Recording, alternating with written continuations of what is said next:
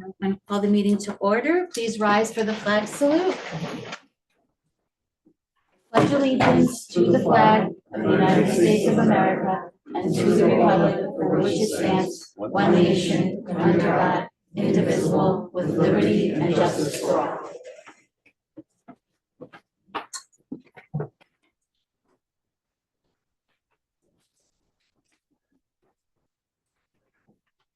Route of egress. In the event of an emergency, all people may exit right or left from this room and proceed to an exit door. All doors will open from the inside. The New Jersey Open Public Meetings Law was enacted to ensure the right of the public to have advance notice of and to attend the meetings of public bodies at which any business affecting their interests is discussed or acted upon. In accordance with the provisions of this act, the Haledon Board of Education has caused notice of this meeting to be published in the North Jersey Record Herald News, the board's official newspaper, on January 15th, 2025. Notices of this meeting indicating date, time, and place were posted publicly on the door of the main entrance to the school and filed with the clerk in the municipality of Haledon. Roll call, please. Mrs. Serna? Here. Mr. Coletta? Present. Ms. Quadrado? Here. Mr. Guzman? Mrs. Johnson? Here. Mr. Martinez? Here. Mrs. Issa? Here. Okay, so we are going to begin with the oath of office for our two new board members who are being appointed. They were actually appointed at the last meeting, but they're being sworn in today. So we can begin with Ms. Fisher. Would you like to begin? Sure.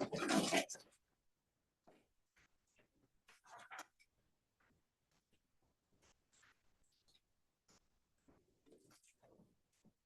Do I get family to come up here?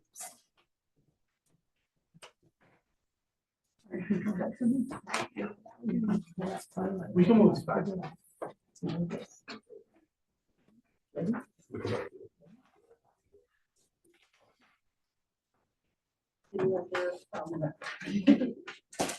Okay, so. Okay, and state your name with the board, okay?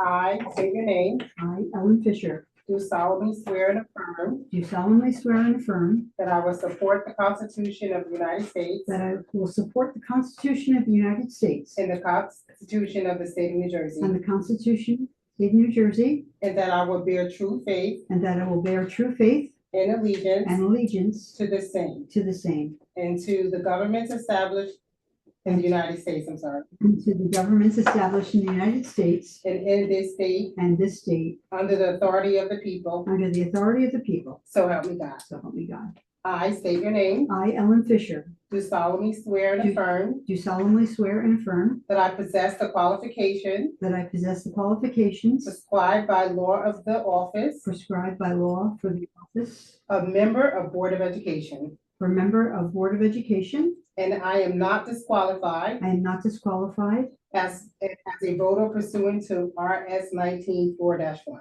as a voter pursuant to RS 19-4-1, And I am not disqualified and I am not disqualified due to conviction of a crime due to conviction of a crime or offense or offense listed in listed in NJSA NJSA 18A 18A 12-1, 12-1, and that I willfully, and that I will faithfully, impartially, impartially, and justly and justly perform all the duties perform all the duties of that of office that office according to the best according to the best of my ability, of my ability. so help me God. So help me God. Congratulations.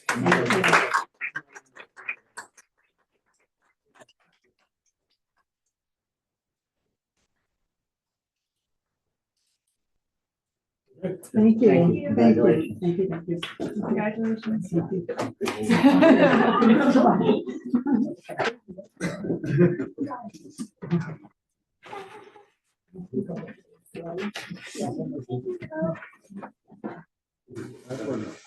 It's up to you.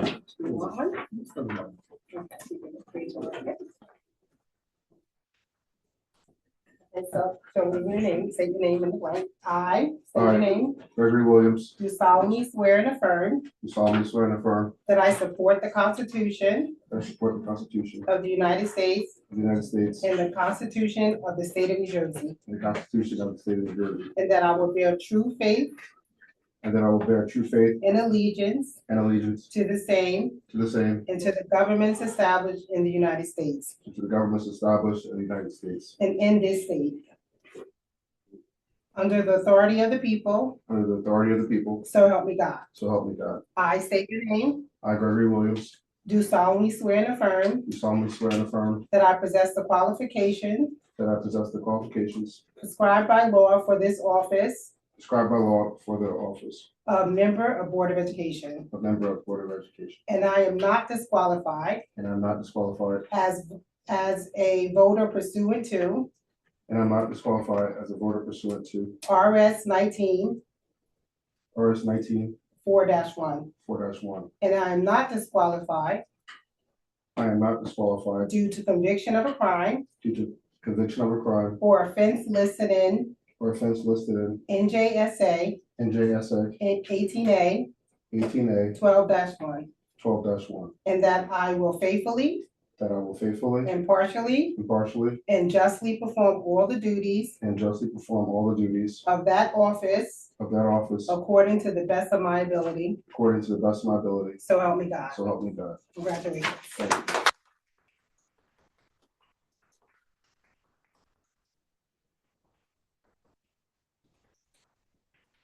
Well, congratulations again to Mrs. Fisher, Mr. Williams. Thank you. Welcome, welcome back. Having you on the board. Okay, so we're going to do a little switch here with the presentations. We're going to begin with the presentations on Human Resources Audit Report, and then after that, we'll do the presentation on the board norms. So I would like to ask our rep, James, yes, if he could begin his, take it away. Thank you.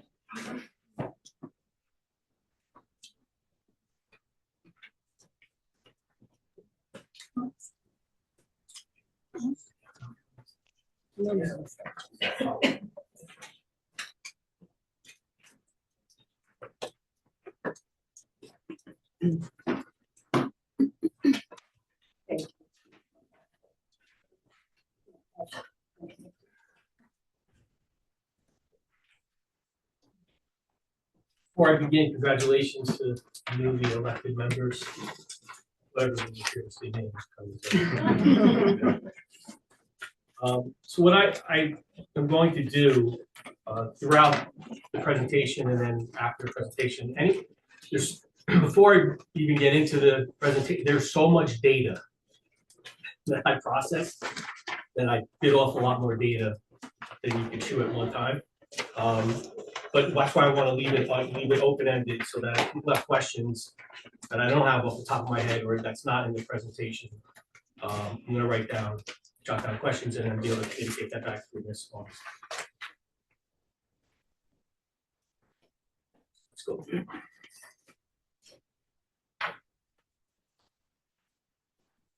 So from the beginning, the focus has been to look at, and this I think was sparked by the climate right now financially and what's going on with health benefits. I know a few districts personally that I've spoken to, friends who are administrators are being given a 30% quote of an increase. So it's a time of year where it's wise to start being prepared for what might be coming down the road. So the whole purpose of this was to be able to walk into this unforeseen future financially, at least with an idea of where the district stands in terms of personnel and staffing and certifications. So first it was human resources and compliance. I physically this summer spent time in the office at Manchester, the boxes of files, going through the files to make sure to verify that what needs to be in the file is there. And then after that hands-on file review process was completed, then went back to NJ Educational Cert.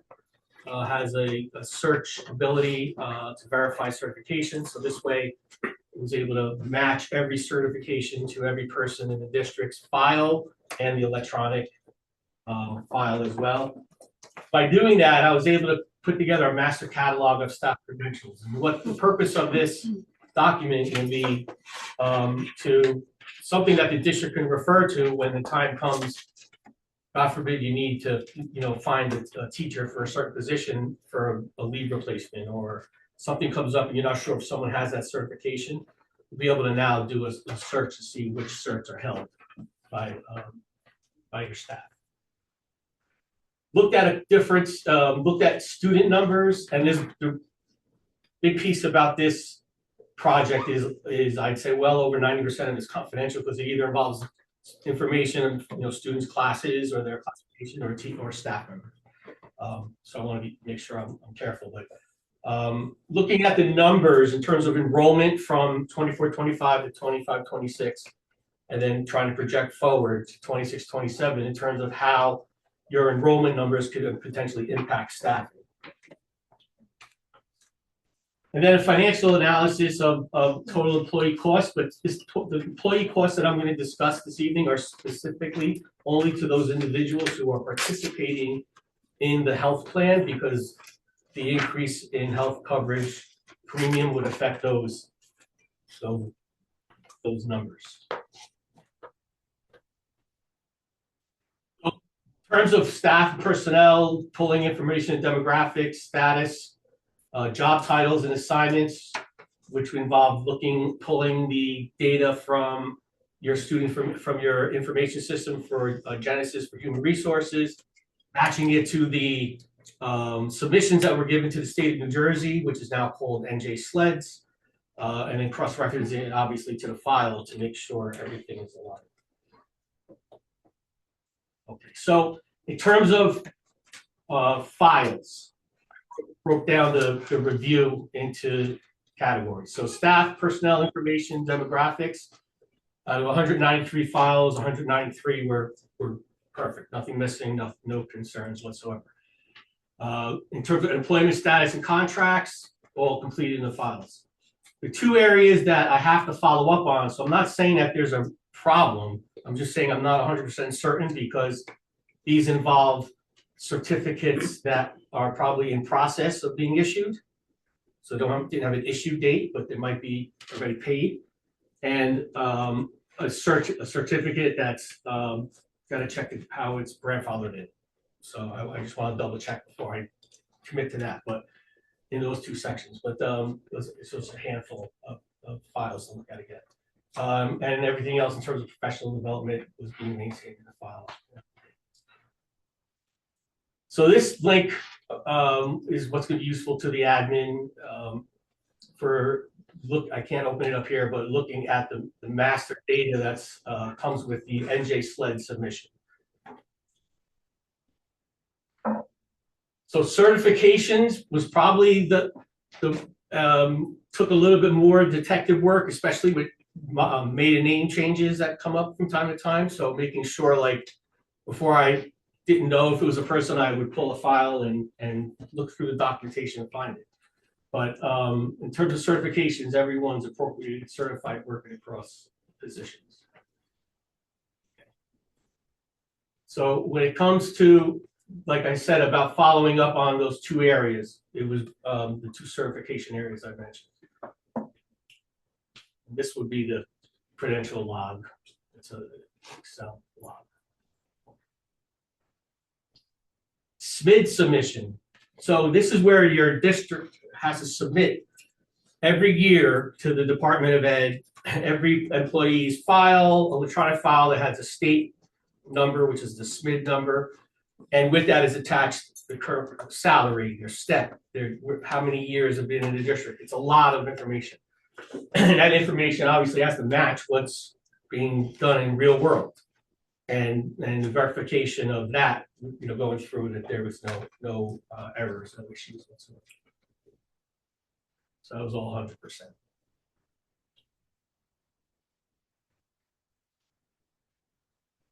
So when it comes time to go through if you have a question about a license or a credential, there's also in here a master catalog of staff credentials, which has every certificate that's held, not just being used, but that's held by every staff member.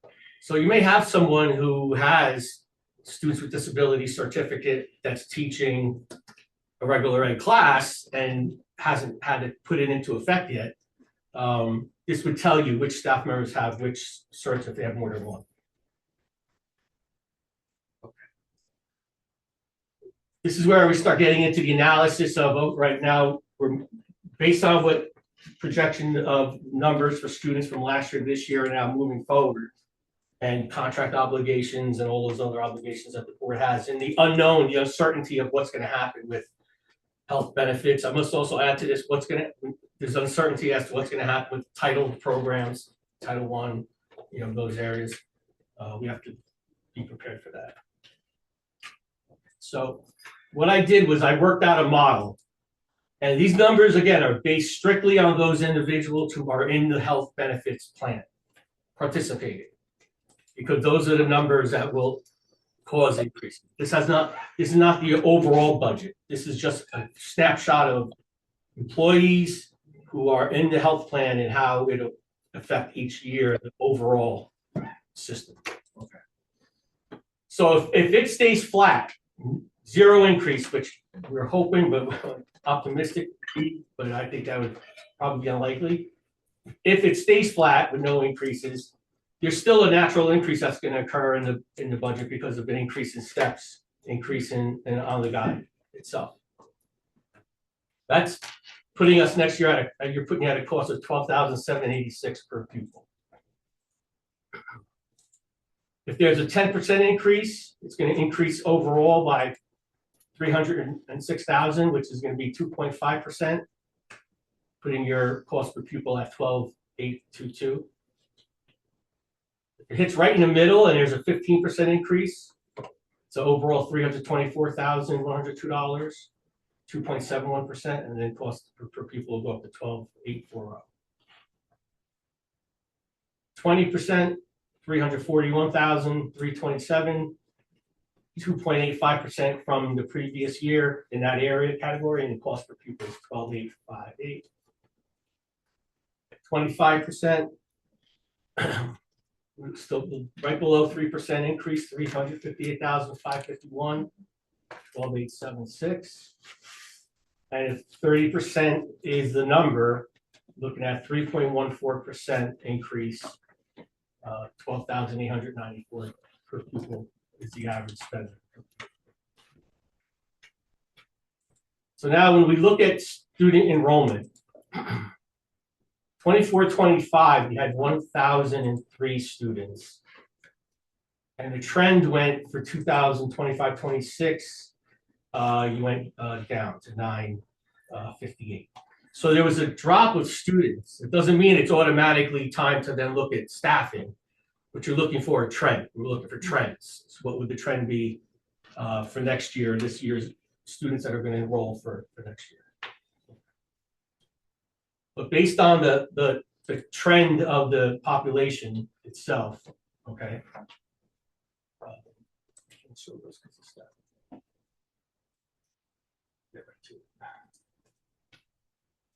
Okay, so here's what we'll come up with per pupil.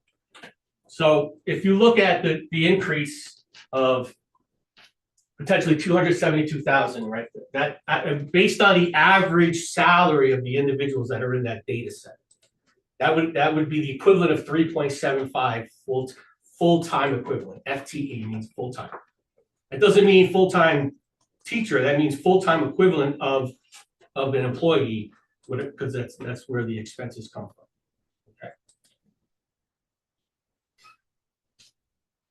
Okay. Gets you to where, and now when you look at 4.2, we can't have 0.2 of a person, but there's ways that districts will get creative and have people play more than one role. Meaning they'll take a fifth of a class schedule and teach 4 from another subject or grade level. Looking at the equivalent of 4 positions. When we get to 15%, we're almost close to equivalent of 4.5 positions. 20%, you're over 4.5 positions, and then right below, you'd be right at about 5 positions. So if we plot a ballpark, we'd be say between 4 and 7, right? Not knowing exactly the exact numbers. Now, what I mean by positions doesn't mean I'm not recommending that these are positions that are eliminated. I'm saying that the recommendation is that when the time comes, if you get to that road where you have to now start looking at hard numbers, the way that the trend is going in terms of student numbers, and then your financial, the money that's potentially going to be lost, trying to balance those two. The first thing my recommendation, the first thing would be to sit down before you look to add a new position or hire, but to sit down and go through your actual program numbers and see where you are in terms of, because everybody that works here has a role. And we can't overlook the fact that every role impacts students. So that's where the board comes into play, working with the superintendent and the administration and parents, listening to feedback, looking at programs that exist, and then how can the board look to make up the gap, the shortfall in dollars that's going to be laid out more for health benefits and potentially loss of funding without losing current staff. That's where my recommendation would be to start. But looking at what you have, and now you have not information as to what everybody holds, the certifications, the number of years of experience, and so on. I mean, there's a lot of data there. But I wouldn't, if I had to be asked right now, I would walk into this off scheduling season in the spring without taking a look and seeing, okay, what if, you ask Ms. Augustine, what's the worst case scenario of 30%? You can refer back to this, run the numbers again. It gives you an idea of looking at programs and looking at how your energy is used in terms of human energy. Any questions? I have a question. And this is just to clarify, this is, as of what you've presented so far, is only based on the increase solely on the individuals who are currently accepting health benefits through the school, and not including funding cuts. This is only strictly on the excessive amount. Because the people that receive the benefits, the board, so this is based on calculating the board's liabilities of having employees. So like, it's not just the salary, it's salary, the pension contribution, payroll, social security, all the matching, and then the potential increase in what has to be paid for the benefits from the board share goes into that number. So, I come from this, when it comes to looking at these things, I approach it with a scalpel and think that's my recommendation to the board, is to look and see, it doesn't mean that you would go right out. Like, so I'm saying if you had when I say by shortfall through attrition, if you got to the point where 27, 28, which is, the year after, right, not knowing, you'd still want to be able to look to see, do we have any pending retirements? That goes into the calculation, right? Because then if you have a pending retirement, there's a difference in the amount of money that it may cost for a person who's at the top of the guide compared to the middle, or then you adjust that number, and it may not be, then it may be a half a role that you just found. You know what I'm saying? So there's ways to be very, very creative with it, but this is a time, whenever there's a financial climate like this is when districts tend to really start looking carefully. It's like looking at your home budget, looking carefully at what you're using. That's what my recommendation is now, just before the move happens to add any additional staff. I would say look through what you're running now and see what could be done before you do that, not knowing what the next 2 years will bring. Yeah. What is the percentage in the difference of staff that is enrolled in health benefits and staff that isn't? But I'll write that down. That's why I wrote my back. Okay. So you want to know the number of who are in the plan that The the district percentage of the contributes to difference, yeah. compared to not? Yeah. And there's, some people are in the dental only, some people are in the total package, so I'll break it apart. Thank you.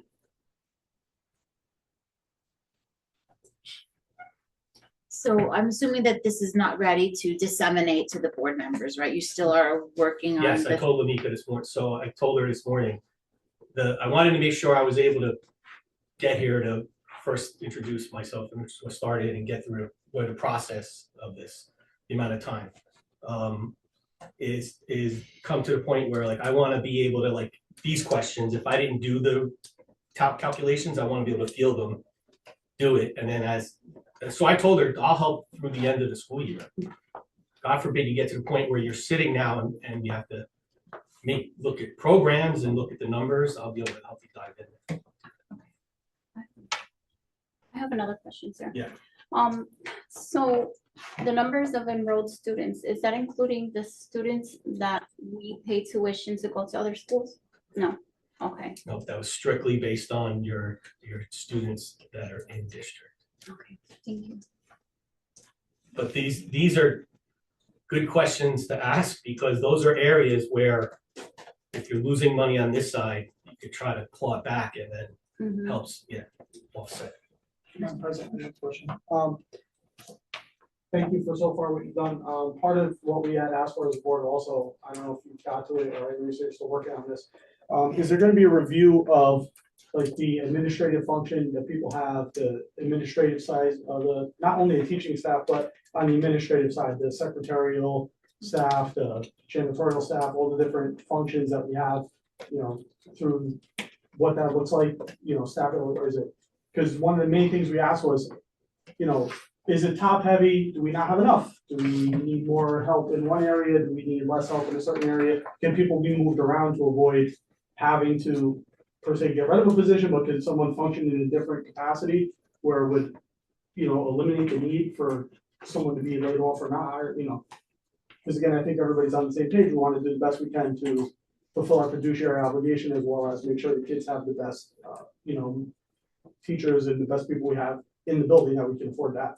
So I have the list of, we have all the list of the administrators, custodial, clerical, sorted out from the data, because if they weren't taking benefits, I'll put it back together and then I could break those apart, just like we would with the teachers. But I know like in other words, I went through the custodial files, it was literally like I did check their black seal license the same way checking a teacher's license, if they have it up to date, it's in the file, because they have to have the license, the boiler license every year. But so the state provides numbers. The state provides recommendations for how many custodial staff to have based on square footage, and how many administration typical is it. A lot of that is based on averages per pupil. Role playing dual role of the chief school administrator and principal as compared to those who are just chief. But I could go. That's why I started off with. I'm going to walk out of here with a punch list. any other questions from board members? Okay, well, thank you so much. We look forward to getting more information. Okay. So now we are going to move to our presentation that our county rep is going to do for us. Ms. Kelly Mitchell, she's going to do a presentation on board norm and a discussion on board norms.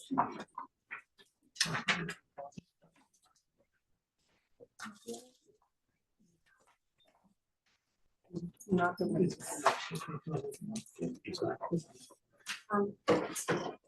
there. I could do it from my hard copy if you'd rather. Lois sent it to you. I'm almost sure she did. Bill, do you want me to email our presentation Yes, to you? sir. Yes. Or give me one second, It's, I see it. I see it. I don't know. Isn't it? Does Mitchell email me? I'm happy to email to Bill, so she has it. Yeah, I see it attached. I don't know. Yeah.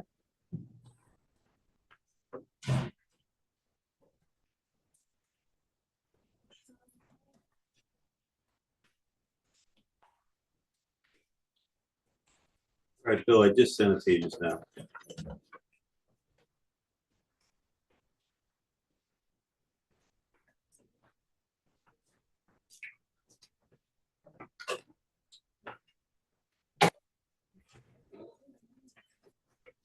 You get it, Bill? On the hard copy that I put in your packet, it's not that one. It's up, look on the agenda. There we go. Okay. Oh, yeah, good.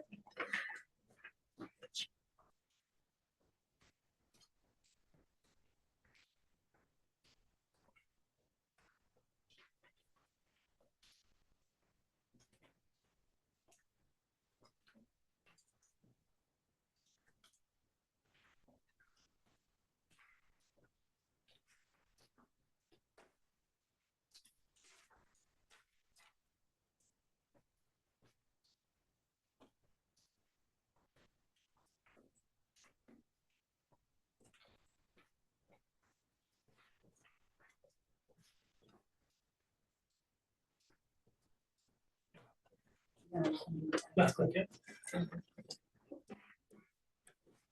Hi, everybody. Thanks for having me back. I last saw you in May.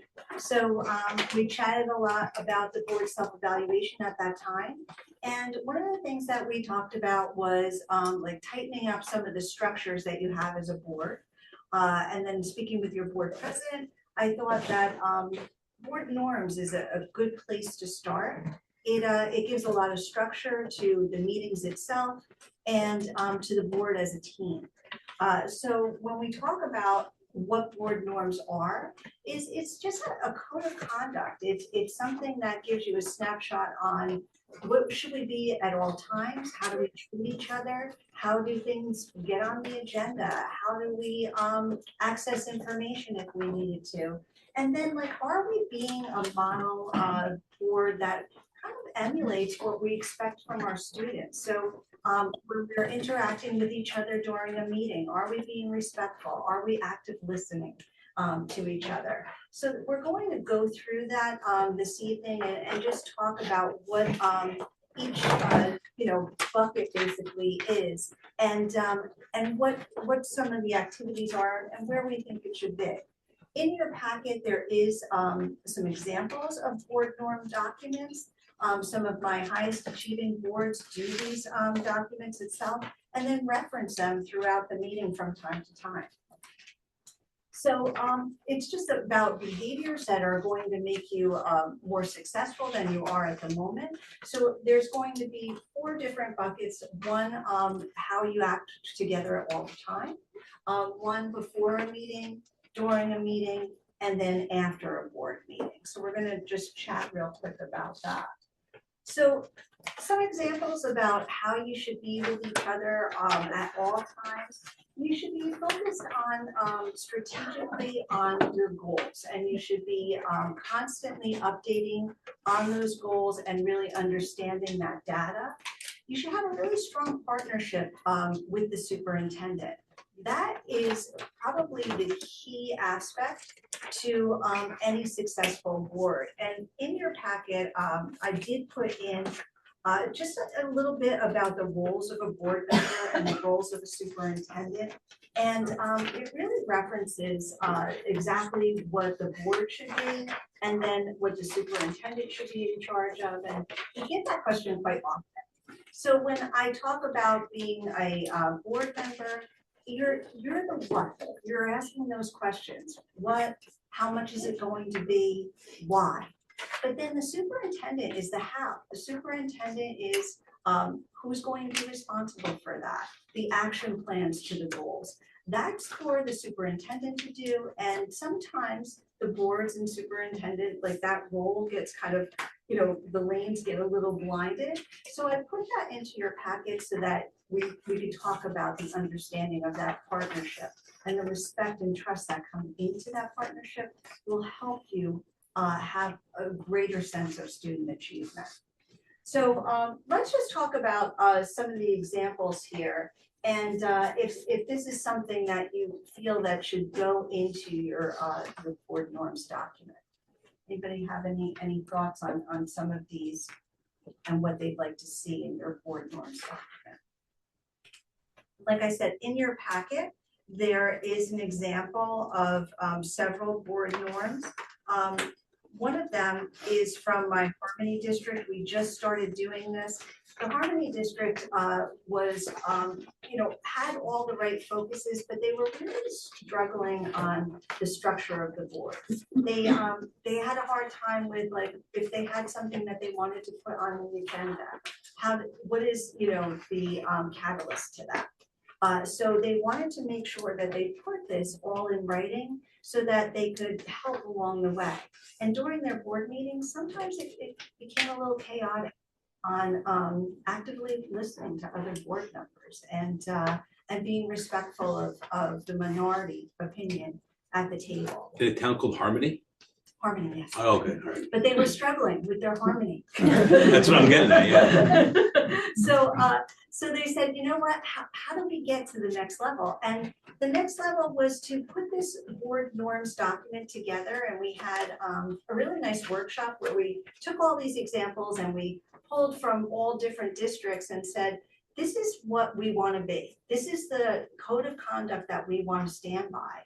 And then what they did was, after we were done with that document, they all signed it.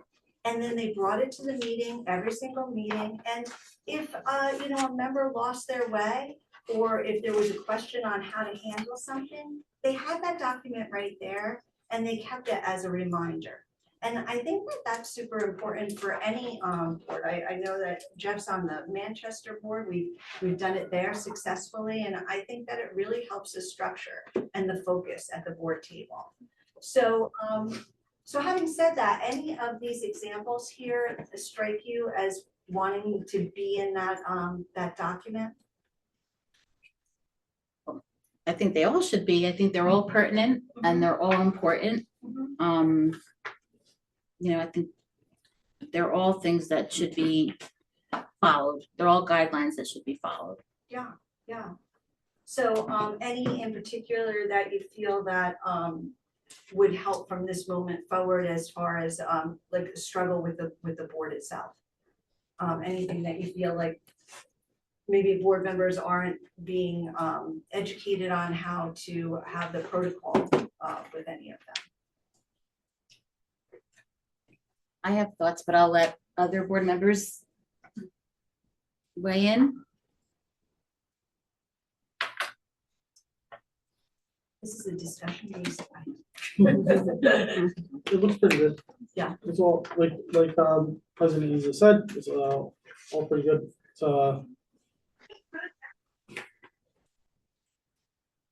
I think one of the most important things, and you stressed this, Callie, and it's stressed in all the trainings that we do, is the importance of a good working collaborative relationship between a board and a superintendent. I think that is really, that's just foundational. If you don't have that, it's going to be hard to do some of these other things. Yeah. So if you spend your time on, not having that trust and not having that confidence in that partnership, then it's time wasted for the students. And I always tell our boards that it's super important to be strategically focused during their meetings. And then also at the end of the meeting, you should be asking yourself, what did we do to enhance student achievement tonight? Did we make a difference to those students? And if you can't answer that question by the end of the evening on what did you do to move that needle, then you're doing yourself a disservice, because you're all spending time here for the wrong reasons, right? So that relationship between the superintendent's recommendations, of course you can have discussion on that. It's very, very important. But that matter of trust, whatever you have to do to build that trust and that teamwork, that's where you're going to see the needle moved on student achievement, is that partnership. So I think that in any board norms document, that's, I would say, out of all of these, that's paramount, because you're never going to get to the next level unless you have that. So thank you for chatting. So the next examples is about before the board meeting. So are the members prepared? I always used to laugh as a board president, because we would have the packets instead of everything being emailed. And I would see board members come in and the packet would be perfectly sealed. And I would say, you didn't read the agenda because it's perfectly sealed. So it's super important to look through that agenda. And if there's something on there that you say, you know, why are we talking about this, or I need more data, please let everybody know ahead of time, because you want to be able to come to the meeting prepared with the data that you need to make an educated decision. And that's super important. So that's something that I would definitely make sure that you have a protocol on how that's done. So let's say that a board member took a look at the agenda and needed something or needed a question answered before because they wanted to have extra data at the board meeting. What is the protocol for that right now? Well, basically, they will email Mr. Walker or Miss Augustin or both and ask questions. What we've been working on this year, and this was kind of, this came from our retreat, was bolstering our committee structure. Really, the only committee that meets regularly is finance. And so, and then policy will meet occasionally when we have a slew of new policies. So we've been meeting more with personnel because we've been having issues with personnel agenda items. So we're working on that, and we did make recommendations. We had a group, we made recommendations going forward in January for every committee to meet regularly. So that would answer a lot of questions that board members have before a meeting. And then they can report out to board members, you know, with what they discussed at the meeting, and then share that information. So it's coming not just from Ms. Augustin and Mr. Walker, but it's coming from the committee as well. But right now, I would say, so that's what we're trying to build more of. Yeah. But right now, I would say it's mainly board members will reach out to either Ms. Augustin or Mr. Walker or both of them and with their questions. So super important that the board understands that committee structure, the committee chairs understand their roles and what's expected of them. That would go into that board norms document that we're talking about. And that's something that you really kind of want to research and figure out who do you want to be as far as that goes. So the chairs, when they are appointed in January, should be able to give all the members of that committee the exact schedule for the entire year. That way they know and the focus is there. So that would be a recommendation that I would think for that. And then they should also know when they should have their reports ready. It's going to do all that that documentation. Yeah, how thorough should a report be? A report can be you know, bullet points on the onset, but if there was something that was a deep dive, then they should really you know, maybe do more of a narrative, but then come to the board meeting with that report and just explain. And then you should really have robust discussions based on what that committee chair has said. Because a lot of times board members just listen to the committee report and they're just like, okay, we checked that box. But the committees are there to do the deep dive so that the board doesn't have to as a whole. And then they should be giving their recommendation. And that's basically the chain of command. So you want to make sure that that structure is there and that mechanism is there. And like I said, that if you need help with any type of structuring of the committees with regard to the reports or what have you, I have examples of that. But you should, every committee chair should be using the exact same reporting document so that it's uniform across the board. And then also they should have the expectation of knowing, okay, I have a committee meeting, when should I have that report emailed out to everybody, that type of thing. So I think that that's what I would put into your board norms document, especially about the committees itself, because you haven't been using the committees to the extent that they could be used. You also about the policy committee, remember that our functions as a board, you're a policy making body. So a lot of times board members are like, what does that even mean? So that means that you should be going through that manual and you should make sure that it's not outdated, that those policies are really the vision of reflective of the community and of the board itself. So if you see, the recommendation basically is if a policy is 5 years or older, then you should really update it, even if it's perfectly, the perfect example of the policy is fine. Then just timestamp it, that you looked through it and you felt that it was fine going forward. Does SBA still do that service? Will they kind of do like an audit or autopsy of your policy? Yeah, well, autopsy, we don't use that word at New Jersey School Board. Okay. You know, get that, right? But yeah, so a wellness check, yeah. Yeah, you guys still offer that? Yeah, we Is there a do, fee we attached do, to that? and that's part of your dues, so you might as well. It's included in the dues. It is. Good. It is. So we just need an email from your BA to myself, and I will forward it to the policy department. And they'll go and take a look and give recommendations. Yeah, we did that in Verona a couple of years back. We liked that. Yeah, no, it's a great service, and there's a lot of services that you all have at your disposal, that maybe you're not taking advantage for New Jersey School Board. One of them is training. You know, I can come in however many times you want and do training on subject matter that you need, if you feel as a board that you do. And that's all included. It's you're not paying for my time at all. So just be, you know, understanding that you can do that at any time.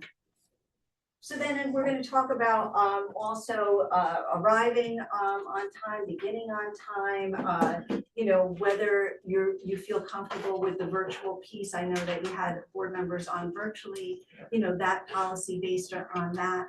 Sometimes boards change that from time to time. And then during the board meeting, how do you interact with each other? How do you feel that you interact with each other at the board meeting? Do you feel that you're actively listening? Do you feel that you're allowing for all voices to be heard during a board meeting? How's everybody feeling on that? Quiet bunch, come on now. You're here for a reason. I am. I think that there's room for improvement. Good. I agree. Good. Yeah, so I think being respectful of each other and allowing for that discussion. Sometimes, you know, the discussion makes each other frustrated when they hear certain things. That's how we learn, and you're here to be a snapshot of the community. So you want people to disagree with you at this board table. You want that back and forth of understanding how everybody feels, because you're representing the stakeholders, and it should be a snapshot of all the stakeholders. You shouldn't just sit here and constantly agree with each other. So feel comfortable with having those robust conversations when something is brought up. So that should go into that board norms document about being respectful of other people's opinion, and then also allowing for all voices to be heard. That's usually something that we put in there. Another one that we put in there is to have no surprises.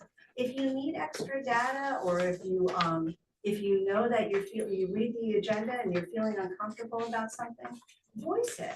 It's okay. But to come in to have a gotcha moment at the board table, it's not fair to anybody, and you're not moving that needle for student achievement by doing that. So if you do need extra data, if you want more updates, then, you know, let your superintendent know that you need that, and the why behind the need. Because you certainly don't want the administration doing work on something for nothing either. So make sure that that's something that's important. Anything else that you can think of as far as during the board meeting that you'd like to see change? Well, I do have a question. I'm only familiar with our board, I can't speak to other boards. Yeah. How do they normally handle the questions? The way we've been handling it normally has been, someone makes a motion immediately on their agenda items, the committee chair, and they dive right into voting, where you don't actually have a debate, point of contention, on anything until it's your turn to vote. But the voting has already commenced. So say I have a point, or even I may have voted, someone could bring up a point where I'm like, oh, and think of that. Yeah. It happens all the time, but we're already voting. Yeah. Is that how, in other, is that So it should proper be first, protocol? second, and then any discussion. And Okay. and I always say to board presidents to just give it a second before we go right into roll call, because sometimes it takes a lot of courage, right? Especially when you're being photographed or videoed, right? Like it takes a lot of courage to be like, yeah, I have a question. So I always say the timing of that for a board president is to, any discussion, and then pan the room to make sure that everybody gets an opportunity. We're so used to, checking the box and moving. And that's something that you should really be having discussion if you do feel the need to discuss. So And I'm sorry, go ahead, Ms. Mitchell. No, and sometimes when you do have the vote and there's a majority, vote, that's great, but that is that time for that minority opinion, even if you disagree as, a collective board, like you want. So at the last meeting, we just started doing that. So I asked, before we started voting, I asked if there was any discussion. And then, we started voting after the second, before we started the second motion, I believe it was.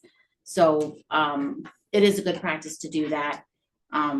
So we started doing that already, and we'll continue to do that. Yeah, it's really helpful, and it just, when you say that, it does give everybody the opportunity. And we learn from each other. There was a lot of times where I came in and I was like, this is the way I'm going to vote, when I was a board member. And then I would listen to the discussion and I'd be like, wait a minute, I think I'm going to change the way I'm going to vote. So that's really important. Everybody has different expertise, and I think it's important to listen to all of that. And it's important for the community to hear, because like I said, they voted you in because you're a representative of all stakeholders. So good. And then after the meeting, so supporting that majority opinion and vote, that's very, very important. And then also like not going out in the world, like let's say that you were not the majority opinion in that vote. Not going out and taking to Facebook or taking to the grocery shop, and all the discussions always happen in the grocery shop about like, well, I was disappointed in that vote. You should be a collective group, you should be collaborative. And so the majority rules, and then that you should accept the will of the board.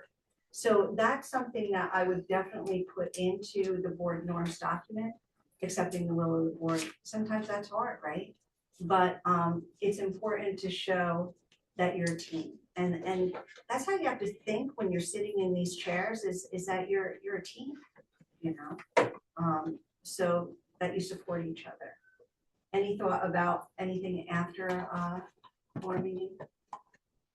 So when something comes up that you want to see sent to the committee level, how is that handled? Well, it could be a request from the chair. It could be just if there are things that keep coming up, consistently in board meetings, that it just makes sense to have it, discuss it at committee. Or it could be just the agenda, like for example, when we have the policy committees, that's because we have like a whole new slew of policies, so we'll have that meeting. That's, usually how the committees have been up to now, requested or planned. Yeah. So I think that what we'll do is we'll like tighten up some of that structure once you have a time to digest all of this information, because I know it's a lot and you have a meeting to do, but I think that some of those structures would be really great to have in the board norms so that everybody knows, what to do afterwards. A lot of times boards struggle after the meeting, they do all that here, and then who's in charge of follow-up, as far as board members go. So that's something that you might want to define on who would handle the follow-up.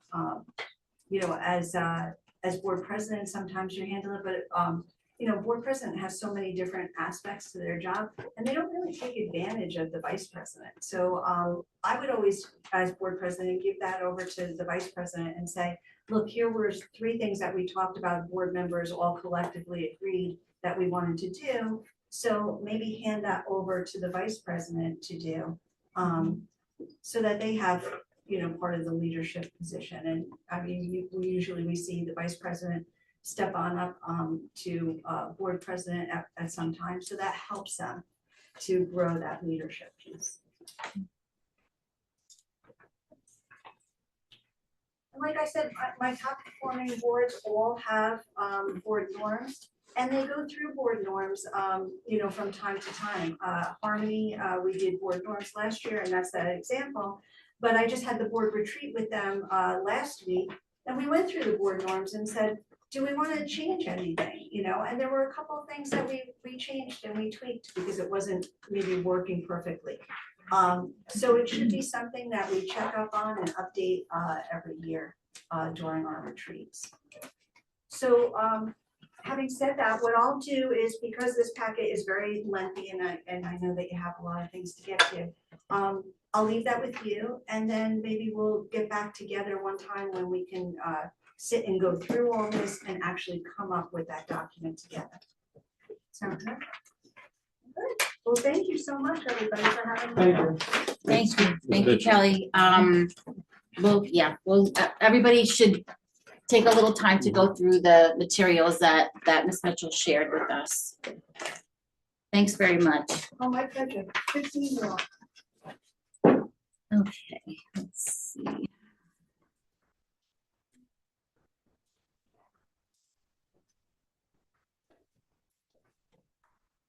So moving along, correspondence. Can I have a motion to accept correspondence? So moved. Second. Moved by Mrs. Fisher, seconded by Mr.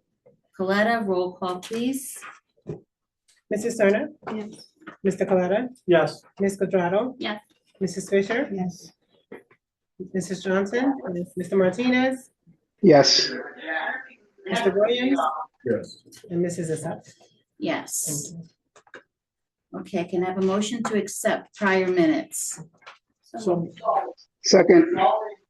Moved by Ms. Quadrado, seconded by Mr. Martinez. Roll call, please. Mrs. Turner? Yes. Mr. Coletta? yes. Ms. Quadrado? Yes. Mrs. Fisher? Abstain.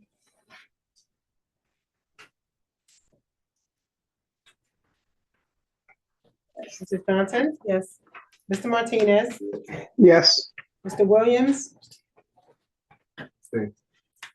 Mrs. Isaac? Yes. Thank you. Okay, can I have a motion to open the floor to citizens on agenda items only? So moved. Moved by Mr. Coletta, seconded by Mr. Martinez. All in favor? Aye. Okay. Aye. So floor is open to citizens on agenda items. Do we have anybody? Anybody online, Mr. Miller? Don't see the hands. Can I have a motion to close? Motion. Moved by Mr. Second. Seconded by Mrs. Johnson. All in favor? Aye. Aye. Aye. So moving on to reports. I will begin.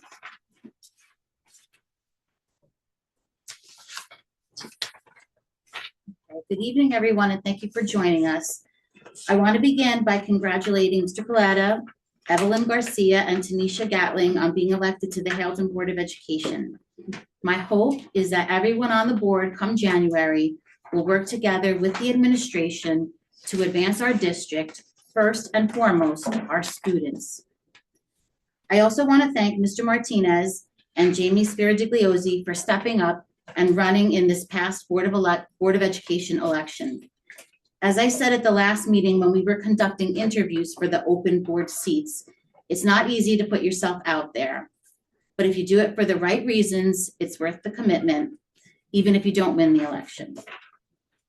Secondly, I'm encouraged that the board approved one of the special education positions at our last meeting. I certainly hope that this trend continues as I believe we all understand how crucial our obligation is to have classes fully staffed with qualified teachers. Lastly, I wish everyone a safe, healthy, and happy Thanksgiving holiday. And with that, I will turn it over to our Chief School Administrator, Mr. Waka. Sure. So, Board President Ease had asked me to provide an update on our progress on our 5-year strategic plan. And I thought I was going to be able to do this just by looking at the screen, but having watched Kelly's presentation, my eyesight isn't where it needs to be. So I have it up to the screen. And Bill, if you could be my clicker, that would be greatly appreciated. I would love to. Oh, look at that. That's a great attitude, Bill. I appreciate that. So let's talk about our 5-year strategic plan. So we'll do the first click now, Bill, when you're ready. All right, so the first, any goal for a school has to be about academic growth. So we talked about our 5-year growth in terms of English language arts. So I think there's something in the screen that Bill's going to get rid of. There we go. So the column on the far left, that was our baseline. That was the year before we made the goal of growth. And then you'll see each as the bars get darker, that's each subsequent year per grade level. So you'll see in ELA we went from 28 to 29% over time for grade 3. In grade 4 we saw a 6% gain. In grade 5 we've seen a 5% gain over time. In grade 6 we've seen a 14% increase over time.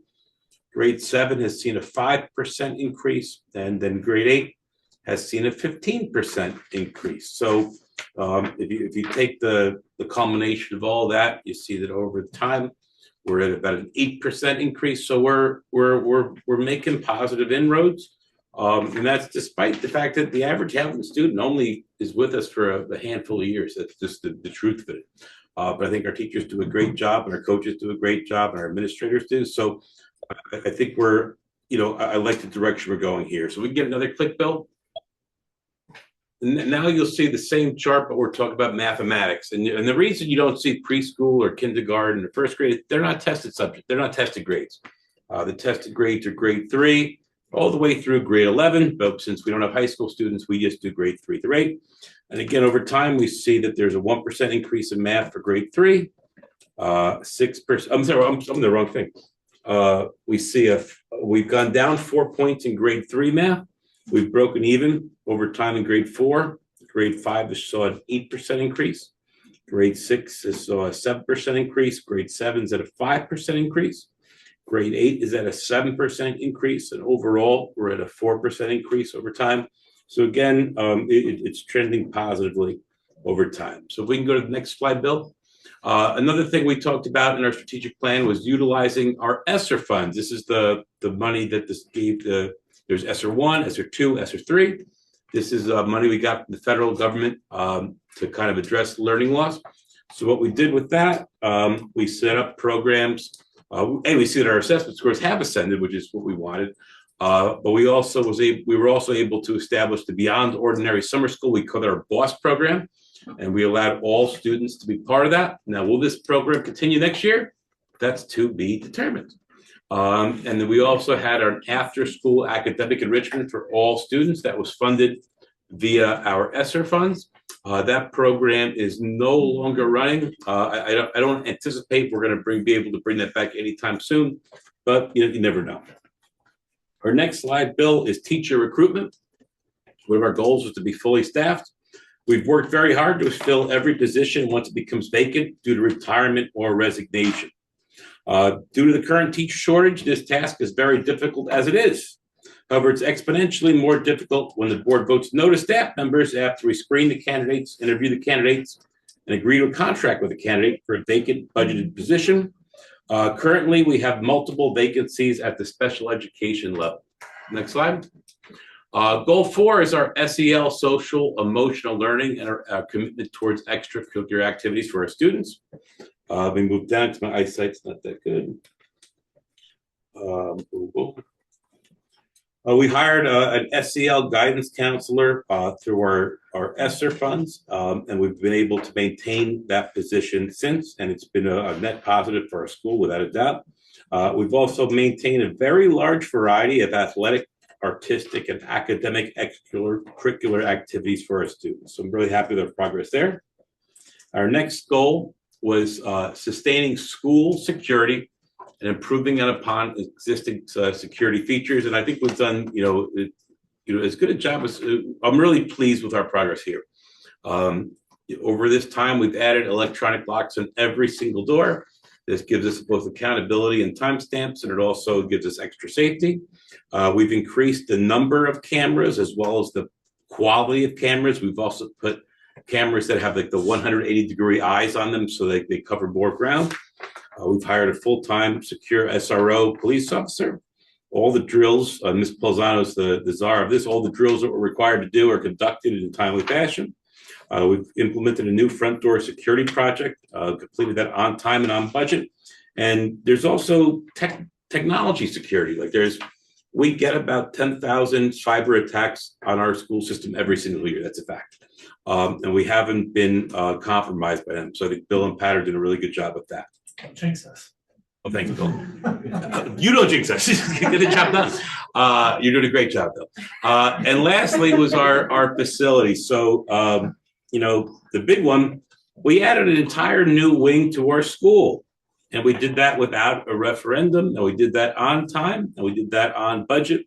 And then Lamika and Jermaine did a tremendous job with that. But so did everyone, because just because we added a layer here didn't mean that all the classes that were below it were able to just stay there. We had to relocate 6 classes of kids. We turned this library into a 3-classroom preschool. We turned our STEM classroom into a 2-classroom preschool. It was a very precarious year, but we did fantastic with it. So I was really proud of everyone that was part of that. We completely redesigned our playground. What happened was some of the roots from the trees that we had, and everyone likes trees, I like trees too, but the roots were causing the what's it called, like the rubber mats to rip apart a little bit. So we had to remove the trees and install a whole new matting for our playground. And I think they did a good job with that, but we also decided to do it with an inclusive playground ideology. So if you go out there, if you ever want a tour, I'm happy to give it to you. But a lot of the machines and the games and the devices in the playground are going to use sound. They're going to use touch, and it's going to require you to work with at least 1 or 2 partners in order to get the equipment to work, which is kind of like the vision that we had for that. So we've had positive reviews for that. Lamika and I have worked on various HVAC projects. In fact, we got 2 going on simultaneously right now. We've completed multiple plumbing projects because that's a big deal. And this library is lovely, by the way. You do such a good job with it, but we spent a lot of time and effort remodeling this, and what you've done with it is just the next level. Our 3 science classrooms are redone, and we're really proud of that. We remodeled our front door security system. In fact, the only goal that I can tell you we haven't achieved is we haven't gotten to the silver level of the New Jersey sustainability. We're still stuck on the bronze level. But I still got 2 more years left in our strategic plan, so hopefully maybe we'll get there. But that's my report is that what you asked me to, that's our report on where we're at with our 5-year plan. Great. Do any board members have any questions for Mr. Watson? Madam President, thank you. First, also you had sent out last week or the week before the document we had requested regarding where we stand in reference to the county. I wanted to point out that the 3rd graders actually had a marked improvement where previously we were 4th from the bottom. They moved up 2 slots and it was the only grade level. So I wanted to say thank you to the 3rd grade and below teachers because they did something very good. It went up. Now they're ahead of Clifton, Totowa, Patterson. Was this the document I sent you, Mike, a couple months ago? This was in July. No, do you send another one? Did I send another one? Okay. This email is from 2 weeks ago. Okay, I'm trying to recall, but okay. From the last assessment. Oh, the state one? Yes. Oh, okay, that one. We compared it to. I thought you told me the one in July that I sent. No, this is the most recent one. So they were the grade level that went up the highest, and I wanted to point that out. I did have a comment on your PowerPoint. Let's find my question that I wrote down. Overall, though, it should be noted that the scores only went up in terms of since COVID. If you were able to pull them back up, several of them were actually lower than the year before. It is also important that, especially with the guests that we have here today, that we point out that while some jobs were not approved, it's also important to note that 4 federally funded jobs that were budgeted and covered solely based on Title I funds, which were cut, were then moved and covered by other funding to make sure that those teachers did not in fact lose their jobs. So I think it's a disservice to the teachers and the people in town that you don't point out the fact that you're quick to point out that we didn't vote for certain people to be hired. However, you don't point out the fact that 4 jobs that were slated to only be covered by federal funding were then carried at the expense of other items in the budget to make sure that those teachers were still here for the kids and to make sure that those teachers were kept. Understood. In addition, I'd like to point out that I did send you an email with several questions. You asked for more time and then you never responded. That's what the Lamiga got back to you on some of them? Ms. Augustine got back to me, Yeah. however, I did not get a response. Oh, you want a response? Interesting with me, okay. I would like to point out that, well, I think there's some areas that we just are doing really well on in regards to our strategic plan goals. Facilities, we have a new wing, security, I think everyone's on the same page with security. We do a good job with security at HPS.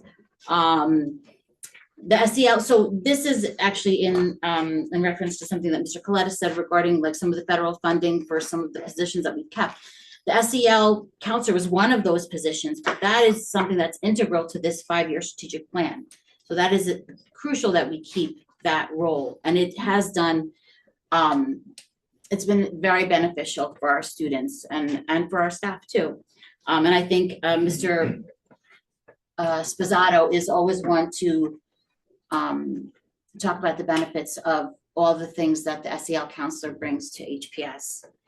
The area that, we're always striving to improve is student achievement. And that's something that it's improving, and we're going to keep working on that. That's the crux of a school board, of teachers, of an administration, is to improve. That's what the number one goal, to help the students achieve more, to do better.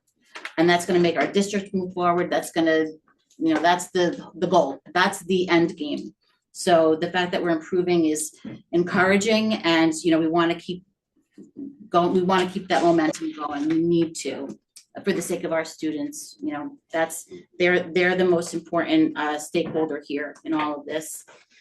But thank you for that update. Yeah. Anybody else? Okay, so I would like to just go back and approve the committee appointments. Number 7.1, can I have a motion to move 7.1? Moved by Ms. Quadrado, seconded by Ms. Johnson. Roll call, please. Mrs. Serna? Mr. Coletta? Yes. Ms. Quadrado? Yes. Mrs. Fisher? Yes.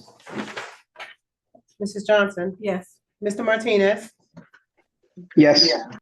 Mr. Williams? Yes. And Mrs. Zissou? Yes. Yeah. Okay, so let's just run, oh no, I'm sorry, Ms. Augustine, I'm gonna turn it over to you for your report. Okay, thank you, Madam President. So the finance team met today. We usually do meet on Monday when our board meeting is on Wednesday, but we met today only because of the way the meeting fell. We went over all of the resolutions on tonight's agenda, but we also talked about specific resolutions for 14-16. We did have some questions regarding the budget planning calendar. And this administration is going to work actively with me on preparing the budget. And I believe on the calendar, it said that we talked about the February 27th deadline for everyone to kind of get involved. And I discussed in the finance committee that we're going to be doing that earlier so that we can be prepared once the state aid numbers come out, so that we can make any adjustments that is needed. And we want to have pretty much 98% 8% of the budget done, and if we have to make an adjustment during that time during the state aid, we'll just be focused on that. So that's the plan for as far as the budget calendar. And the budget calendar comes from the DOE, and we make adjustments once it's finalized, okay? The other item was 14.8, the comprehensive maintenance plan. I explained that the attached maintenance plan is a report detail that we have to submit to the county before November 15th. And this is a actual lookout as far as our actual expenses when it comes to our recurring maintenance versus our budgeted amount and our projected amount for 2026. So this is a report that tells us what the district should be focused on every year, and the funding for this comprehensive maintenance plan comes from our maintenance reserve funds. The other item as we discussed was the Delta T resolution, the 1413. This is a contract that provides the district with staffing specifically for this one-to-one aid that is needed for our child study team. And it acts as a resource to fill out any vacancies or personnel positions that the district may need. We also had 14.3, which is the Heldon Medical Associates. This is primarily used for any type of student medical needs that is warranted. And we also use this facility for newly appointed staff members. And they have the option to utilize this facility for their required physical exam if they do not want to go to their primary care doctor. We discussed the fire alarm project and the payment applications that's on the agenda tonight. And this application tonight is for the bonds and the insurance. And we're starting this project, and the most of this project will be done after school, so it shouldn't have any interruption with the school district or any type of student interaction at that time. We went in a little bit, we had a conversation about TrueView, which is our residency company that we use to do a lot of our residency investigation. We talked about the costs, and we also talked about some of the data as far as some of I guess, families that may have interact with TrueView. We had investigations, but we didn't want to go in too deep about what the actual strategy is, because we want to make sure that that is more of administrative look view, so that when we are evaluating that. I want to know, also kind of wanted to know that we did do a comprehensive look at 200 families that we did have, and we're working on some active investigations right now, okay? And the other thing, which is not under finance, but it's the shared service agreement that's on with Manchester to cover some of the accounts payable duties that we are in transition now. We do have someone that we want to appoint tonight, which is on the agenda also, but I just wanted to let the board know what that shared service contract would be. And it would be two employees that are currently working at Manchester, which is filling in for a lot of the duties right now until we appoint somebody and that person gets cleared and they're come on board. And that's it for me, if there's any questions. Any questions for Ms. Augustin? I just want to confirm that 14.13 is a required appointment as per the student's IEP, correct? Yeah. Yes. Okay. So if there are no questions, then we'll start going through our agenda items, personnel and management. Mr. Martinez? We had a meeting today, and we spoke about personnel and management, and nothing further to report. Okay. Curriculum and technology, Ms. Quadrado?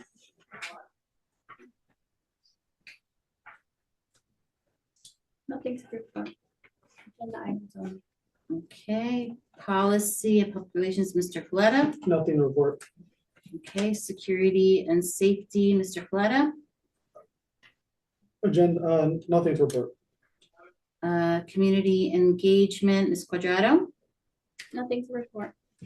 Okay, and finance and physical plant, Mr. Martinez? We had a meeting earlier today. We went over finances, and we'll be voting on them later on. Nothing else to report. State and County, Ms. Quadrado? Thank you. For State and County, I want to apologize for not printing out like a bulleted report of this month's State and County. I didn't have time today. But I'll give you a brief summary of what I have here. The New Jersey Department of Education released the 2024-2025 school performance reports in early November, providing updated data on student growth, attendance, and subgroup performance to guide for the fiscal year of 2026 planning. The NJDOE also opens public comment on the readoption of the standards and assessments and the extension of the state's ESSA waiver. Draft updates to the New Jersey Student Learning Standards focused on career readiness, financial life literacies, and science. They were presented at the November 5th State Board meeting with additional guidance expected this winter. Several new state laws will influence district planning moving into 2026, including the required integration of Latino and Hispanic history into through 12 social studies, new advance notice requirements for IEP meetings, and updated expectations for school counselor certifications and training. A change to the teacher's pension and annuity fund eligibility may also affect long-term HR planning, and districts are reminded to ensure student ID cards reflect the updated suicide prevention hotline. At a county level, the Passaic County Health Department and United for Prevention continue promoting youth safety initiatives with new prevention funding anticipating in December. County legislators remain active in advocating for expanded transportation and security aid. And the Passaic County School Board Associations announced upcoming professional development sessions, including a hybrid meeting December 8th. That's going to be titled Navigating the AI Frontier. And then there'll be another one in February. Looking ahead, the district should prepare for continued legislative activity, updated NJDOE guidance, and early planning for the transition of the new gubernatorial administration in January 2026. Thank you. Any questions, board members? Okay, and I do hope that everybody had an opportunity to fill out that survey that went out regarding the school funding formula. It was a chance to give some input on how that can and may be reevaluated and rewritten. So I hope everybody, the deadline is already passed, but it was, I think, November 14th, but I hope that that you all were able to complete that survey. Okay, and now I'm going to turn it over to Mr. Cuddy. Thank you for joining us. I know that Mr. Brown had a conflict today, so thank you for joining us tonight. Do you have anything to report? Nothing to report. Okay, thank you. Okay, so for personnel and management, are there any questions, comments, anything that we want to discuss before we begin voting? Okay, then let's see, Mr. Martinez, personnel. Motion to move the items. Okay, so a motion to move 9.1 through 9.9, moved by Mr. Martinez, seconded by Ms. Johnson. Roll call, please. Mrs. Serna? Yes. Mr. Coletta? Yes. Ms. Quadrado? Yes. Mrs. Fisher? Yes. Mrs. Johnson? Yes. Mr. Martinez? Yes. Mr. Williams? Yes. And Mrs. Isser? Yes. Thank you. Motion passes. Okay, curriculum and technology, Ms. Quadrado. Oh, I'm sorry. Are there any questions or any discussions before we vote on curriculum and technology? Okay, Ms. Quadrado. I'd like to move item 10.1. Second. Okay, moved by Ms. Quadrado, seconded by Mr. Coletta. Roll call, please. Mrs. Serna? Yes. Mr. Coletta? Yes. Ms. Quadrado? Yes. Mrs. Fisher? Yes. Mrs. Johnson? Yes. Mr. Martinez? Yes. Mr. Williams? Yes. And Mrs. Issa, Yes. thank you. Okay, so now we're gonna jump down to finance and physical plant. Mr. Martin, oh, are there any questions or comments or discussion? Madam President, I have one question on 14.4. In the chief superintendent's, chief school administrator's opinion, is this a program that you think has been beneficial, based on how it's been implemented, regarding moving people who shouldn't be in the district? And is there in fact an action plan for the several families who are not in compliance? So this summer alone, I think 8 or 9 families we were able to identify, and then we identify them, and then some families will fight it. But overall, about 8 or 9 this summer alone kind of waved the white flag and transferred out. What we do is we have 3 groups of students who we get from TrueView. The green light means there's 100%, like there's 0 indication that you don't live in Haledon. It's almost guaranteed that the child lives in Haledon. There's the yellow light where there's some documents that show little reason for doubt. Oftentimes this could just be the parents are divorced, and so there's some records in other towns. So that's we don't investigate the yellow lights. We investigate all the red lights. I think we got 40 red lights. Is that accurate? The most recent one, or 200? What was it? 20. We got 20 red lights. So that right now, the new batch of red lights we got, that's the one where we asked TrueView to do in-person investigations where they go in like an unmarked car. And they'll go, I think it's like at least between 5 and 7 mornings or 5 and 7 afternoons to see where the child goes. And when they come after school, they start following the family. Don't give too much Oh, detail. okay. All right. Want to give away the whole plan. Thank you, Lamika. But if you want to have a conversation privately afterwards, I'll tell you. I think this company works better than any other company we've used. Is it possible there could be a better service? Yes, I don't know of it, but I believe that this company works really well. And I think the other thing to factor in is that this isn't like a 1 month or a 2 month process. Like to catch someone that's in an address that they don't belong at or using a fictitious address or fraudulent address, I would say 6 months is kind of like the standard time that in order for us to build our case. So that's my answer, Mike. Thank you. No further question. Any other questions? Okay, Good catch. Mr. Martinez? All right, so motion to move 14.1 through 14.25.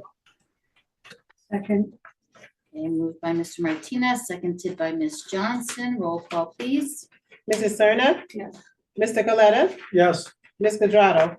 I'd like to abstain from 14 to 21, purchase order 600-688, and 14.3, purchase order 600-681. Yes to everything else.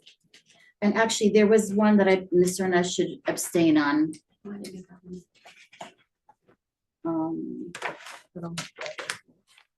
Do you have them, Ms. Augustin? No, I do not.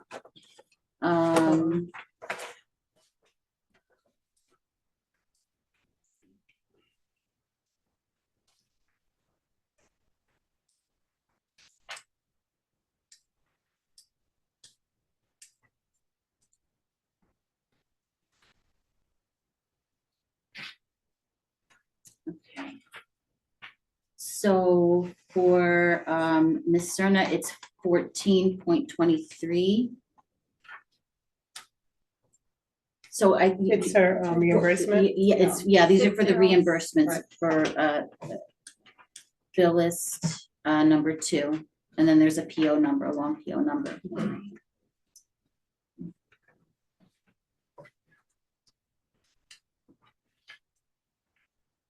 Okay.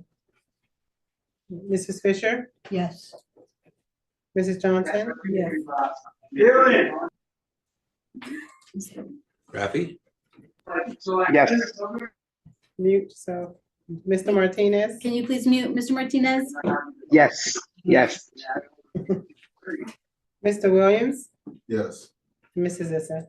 Abstain on item 14.23, bill list number 2, PO 600680, and yes on all the others. Thank you.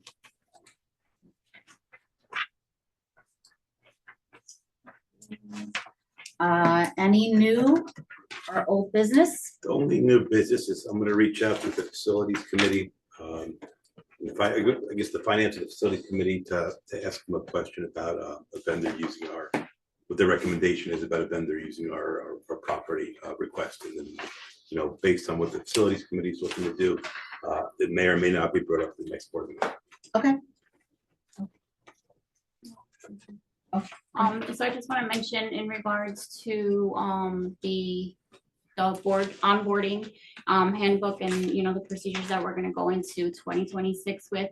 I am still waiting for some of the biographies, if you guys can submit one to me, and then I'm hoping to have a rough draft on our next board meeting so that we can include it to maybe approve on.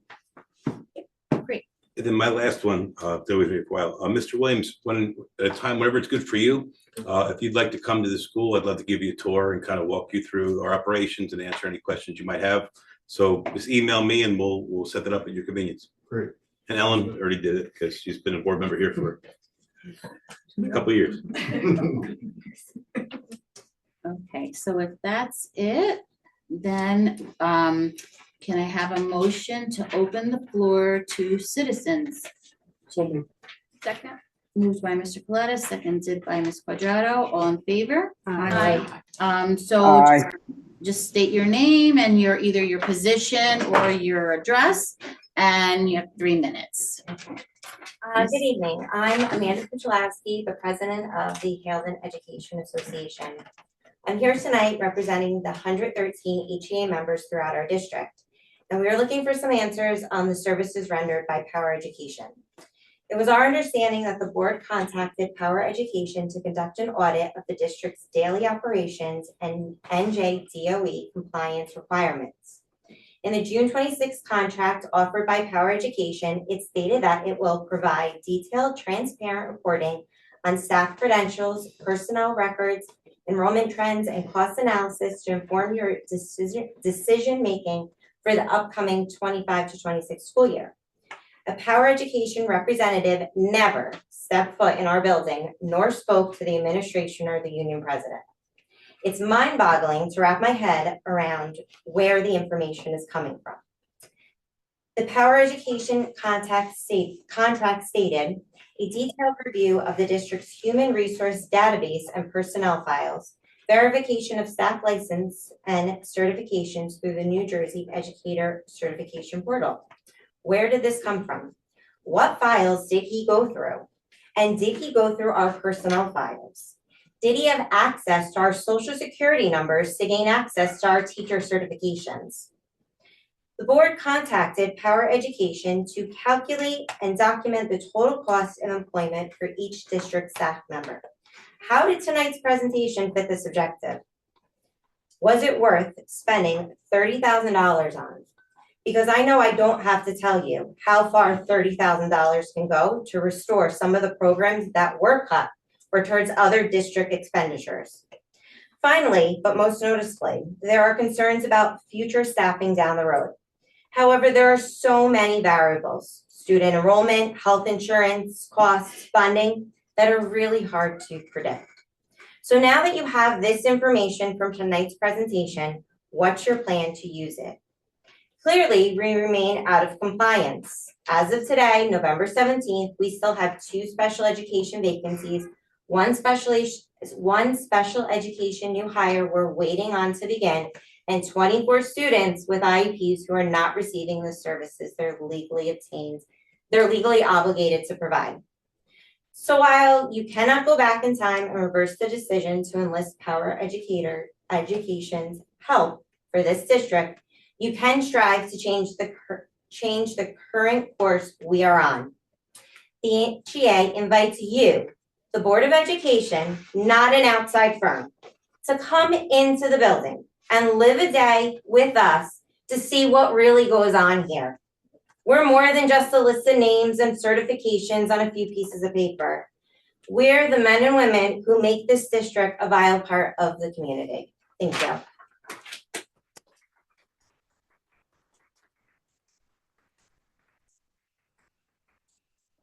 Thank you, Mrs. Podolsky. Anyone else? Are there any other comments? Anybody online? Oh, Mr. Fisher? Yeah, Jeff Fisher, 3 Avenue C, citizen. During the HR presentation, one of the things that was brought up was whether, I think it was your VP asked if his decline in enrollment included all of the students that you pay for out of district. I assume you meant special ed, but it would also include charter. So your charter probably enrollment has gone up like a lot have, and that's costing you drawing, funds away from the students that are here. So that's one of the things that I think is important to look at, but also it just reminds me, as Chris was doing the presentation on the TrueView, or the answering the question on TrueView, as to whether or not you check your charter students.